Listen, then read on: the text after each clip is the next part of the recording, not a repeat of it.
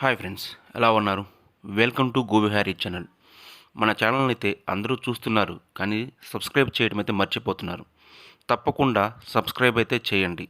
మీ ఫ్రెండ్స్కి, ఫ్యామిలీ మెంబర్స్కి షేర్ చేసి వారి చేత కూడా చేపించండి. ఇక మనం ఈ రోజు వచ్చేసి భార్గవ నరసింహస్వామి దగ్గరికి అయితే వెళ్తున్నాం. భార్గవ నరసింహస్వామి అహోబిలంలోని నవనరసింహస్వామిలో ఒకరు.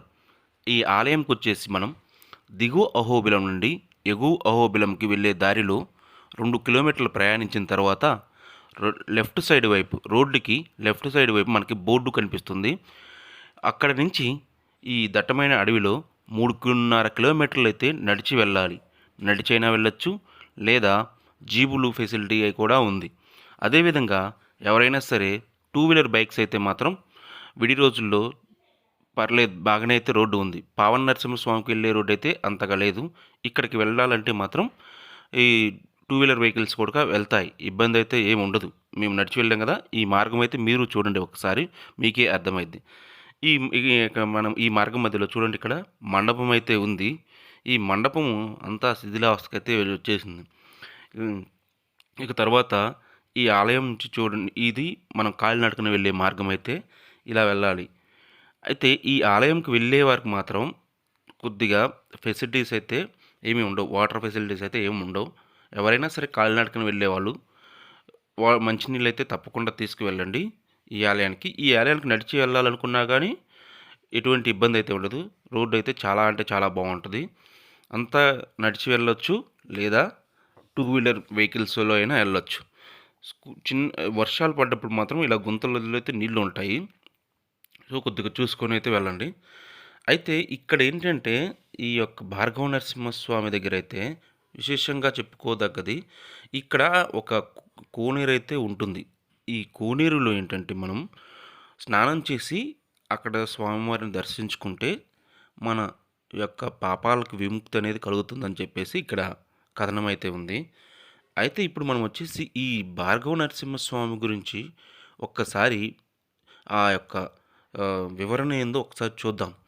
శ్రీ భార్గవ నరసింహస్వామి 6 చేతులతో కూర్చున్న భంగిమలో అయితే ఉంటారట. ఇక్కడ ఇక్కడ హిరణ్యకశిపుడు స్వామి యొక్క ఒడిలో అయితే కూర్చొని ఉండడం మనం చూడవచ్చు. ఇక్కడ స్వామివారిని అయితే మనం సో హిరణ్యకశిపుడు ఒళ్ళో అయితే కూర్చొని ఉంటారట. అయితే ఈ యొక్క మూర్తులలో మకర తోరణంపై దశావతార శిల్పాలు కూడా ఉంటాయి. మనం అవి కూడా చూడొచ్చు. అయితే ఇక్కడ చరిత్ర విషయానికి వస్తే మనం భగవాన్ పరశురాముడు, ఆయననే మనం భార్గవరాముడు అని కూడా అంటాము. తన పాపాలన్నింటినీ పోగొట్టుకోవడానికి అక్షయ తీర్థం, మనం ఇప్పుడు వచ్చేసి అక్కడికి వెళ్తున్నాం కదా, ఒకసారి అవి కూడా చూశాక ఆలయ చరిత్ర గురించి కూడా చెప్పుకుందాం. చూడండి, ఇక్కడ వచ్చేసి ఏంటంటే ఇలాగా ఒక్కొక్కసారి ఒక్కొక్క వైపు అయితే మార్గాలు ఉంటాయి. అవి చూసుకొని మీరు వెళ్ళండి. మనం నడిచి వెళ్ళే వాళ్ళు చాలా జాగ్రత్తగా ఉండాలి. మధ్యలో అక్కడక్కడ 2 మార్గాలైతే కనిపించాయి. ఒకటి లెఫ్ట్ సైడ్ వైపు ఉంటుంది, ఒకటి రైట్ సైడ్ వైపు ఉంటుంది. మేమేంటంటే అప్పుడు వెళ్ళిన జీబుల యొక్క జాడలను చూసి ఎటువైపు అయితే జీబులు వెళ్తున్నాయో అటువైపు అయితే వెళ్ళడం జరిగింది. మీరు కూడా ఈ యొక్క మార్గాన్ని అయితే చూస్తారని చెప్పేసి మొదటి నుంచి ఈ యొక్క వీడియోని అయితే తీసుకుంటూ వస్తున్నాము. ఎందుకంటే ఎక్కువ చాలా లెంత్ వచ్చింది కాబట్టి దీనిని అయితే కుదించడం జరిగింది. అందుకని చెప్పేసి మేము తీసుకుంటూ వస్తున్నాం. ఇక్కడికి రావాలనుకున్న వాళ్ళు ఏంటంటే ఎక్కువ శాతం నడిచైనా వెళ్ళొచ్చు. ఇబ్బందులు అయితే ఏమి ఉండవు. ఇవ్వండి చూడండి, రోడ్డు అయితే ఇలా ఉంటుంది. ఎన్నో కథ ఇక్కడ నవనరసింహస్వాములలో భార్గవ నరసింహస్వామికి, పావన నరసింహస్వామికి మాత్రమే యొక్క అరణ్యంలో ఉంటారు. పావన నరసింహస్వామి 7 కిలోమీటర్లు నడిచి వెళ్ళాలి. మనకి భార్గవ నరసింహస్వామికి అయితే 3.5 కిలోమీటర్లు. అయితే భార్గవ నరసింహస్వామికి ఏంటంటే అంతా చదరంగా ఉంటుంది నేల. ఎక్కడ మెట్లు కానీ లేదా కొండగుట్టలు ఎక్కడం కానీ ఏమీ ఉండదు. పావన నరసింహస్వామికి అయితే ఏంటంటే మనకి ఒక 600 మెట్లు ఎక్కేసి వెళ్ళాలి. 500 మెట్లు. అక్కడ నుంచి కాలి మార్గం బాగుంటుంది. చూడండి, రోడ్డు మార్గం అయితే ఇలా ఉంటుంది. మంచినీరు ఇవైతే మధ్యలో ఎక్కడ అవైలబుల్ అయితే ఉండవు. కాబట్టి మనం వచ్చేటప్పుడే మంచినీళ్ళని అయితే తెచ్చుకోవాలి. ఇంకొకటి ఏంటంటే ఇది ఒక 2-3 అయితే కలిసి ఉంటే మంచిది. అడవి ప్రయాణం కాబట్టి మనకు తోడుగా ఒక 2-3 ఉండాలి. నాకైతే వీళ్ళు మధ్యలో కలిశారు. నేను ఈ అహోబిలంలో ఉన్నప్పుడు వీళ్ళు కలిసారు నాకు. ఏది ఉగ్రస్తంభానికి వెళ్ళేటప్పుడైతే వారితో పాటే నేను వెళ్తున్నాను. చూడండి ఇదిగో జీబులు కూడా వెళ్తుంటాయి ఇలాగ. మేము ఈవినింగ్ పూట వచ్చాం కాబట్టి ఇలా అయితే ఉంది. సో ఎవరైనా సరే కొద్దిగా ఎర్లీ బయలుదేరండి. పావన నరసింహ స్వామి దగ్గరికి, ఈ స్వామి దగ్గరికి ఒకే రోజు వెళ్ళి రావచ్చు నడిచి. మిగతా రోజు మిగతా స్వాములన్నింటినీ చూడొచ్చు. అయితే ఈ యొక్క ఆలయంలో మనం చరిత్ర చూసుకుంటే భగవాన్ పరశ భగవాన్ పరశురాముడు భార్గవ స్వామిగా కూడా పిలుస్తారు. తన పాపాలన్నింటినీ పోగొట్టుకోవడానికి అక్షయ తీర్థం ఒడ్డున ఉన్న నరసింహస్వామి కోసమైతే తపస్సు చేశాడు. అతని పేరు మీదుగానే ఈ యొక్క ప్రదేశం భార్గవ తీర్థంగా ప్రసిద్ధి చెందినదట. అయితే భార్గవ నరసింహస్వామి పరశురాముని ముందు ప్రత్యక్షమయ్యాడు మరియు క్షేత్రీయ సంహారం గాను తన పాపాలను పోగొట్టుకున్నాడట. ఇప్పుడు మనం వచ్చేసి ఈ ఆలయంలో చూసుకుందాం. ఈ ఆలయ విశిష్టత కూడా మీకు చెప్పాం కదా. ఇక్కడ అక్షయ తీర్థం అయితే కొలను అయితే ఉంటుందంట. మనం అక్కడికి వెళ్ళాక చూద్దాం ఆ కొలన్ని. ఆ కొలలను స్నానం చేసిన వారు స్వామివారిని దర్శించుకుంటే ఎంతో పుణ్యం కలుగుద్దని మనం అయితే దగ్గరలోకి అయితే వచ్చినట్టు అనిపిస్తుంది. ఎందుకంటే జీవుల సౌండ్ అయితే మాకు వినిపించింది కాబట్టి. చూడండి చాలా అంటే చాలా దగ్గరకు వచ్చేసాం. ఇదిగోండి మనకి ఇదిగోండి ఇంకో జీబు వస్తుంది కదా. ఇక్కడ నుంచి ఇలాగ జీబులు అయితే వస్తూ ఉంటాయి. ఇబ్బంది అయితే ఉండదు ఎవరికి. ఈ మార్గానే చూసారు కదా, కొండలు గుట్లు ఇలాగైతే ఏమీ లేదు. ఈ మనకి అక్కడ జీవులు కనిపిస్తున్నాయి కదా. ఇక్కడ ఇదంటే చూద్దాం.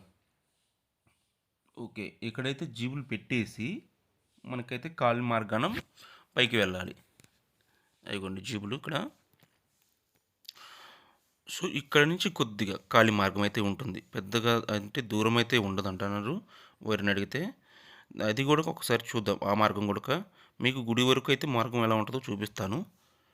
ఇక్కడ నడవడానికి అయితే ఎటువంటి కూడా ఇబ్బంది అయితే లేదు. ఎవరైనా రావచ్చు. చాలా అంటే చాలా బాగుంది నడక మార్గం అనేది. ఉగ్రస్తంభానికి ఎక్కినంత అయితే అనిపించదు. పావన నరసింహ స్వామికి మెట్ల మార్గం కాబట్టి కొద్దిగా ఇబ్బంది అనిపించవచ్చు. కానీ ఈ మార్గం మాత్రం భార్గవ నరసింహ స్వామి దగ్గరికి ఎటువంటి ఇబ్బంది అయితే ఉండదు. చూడండి ఇది. అయితే ఈ యొక్క భార్గవ నరసింహస్వామికి ఒక శ్లోకం అయితే ఉంటుంది. ఈ శ్లోకం మనం ఒక్కసారి చూద్దాం. ఆ శ్లోకం ఏంటంటే, భార్గవాక్య తపస్వీశ భావన భావాత్మనే అక్షయ తీరస్తు భార్గవయాస్తు మంగళం. ఈ యొక్క అర్థం ఏంటంటే, భార్గవ ఋషి అనగా పరశురాముడు పాపాలను పోగొట్టిన అక్షయ తీర్థం ఒడ్డున ఉన్న శ్రీ భార్గవ నరసింహస్వామికి నమస్కారం అని మనం ఈ యొక్క శ్లోకాన్ని చదివి కనుక మనం ఏదైతే ఈ యొక్క అక్షయ తీర్థం అనే కోనేరైతే ఉందో ఆ కోనేరులో మనం స్నానం చేసి తరువాత మనం ఈ యొక్క భార్గవ నరసింహస్వామిని దర్శించుకుంటే మనకి ఎన్నో జన్మల పాపాలన్నీ తొలగిపోతాయని చెప్పేసి, మనం చేసిన పాపాలని చెప్పేసి, అదేవిధంగా లక్ష్మీదేవి అమ్మవారు కూడా కటాక్షం అనేది కలుగుతుందని చెప్పేసి ఈ యొక్క ఉంది. ఈ ఆలయం వచ్చేసి మనకి ఇదిగోండి, ఇదే అక్షయ తీర్థం. చూశారు కదా.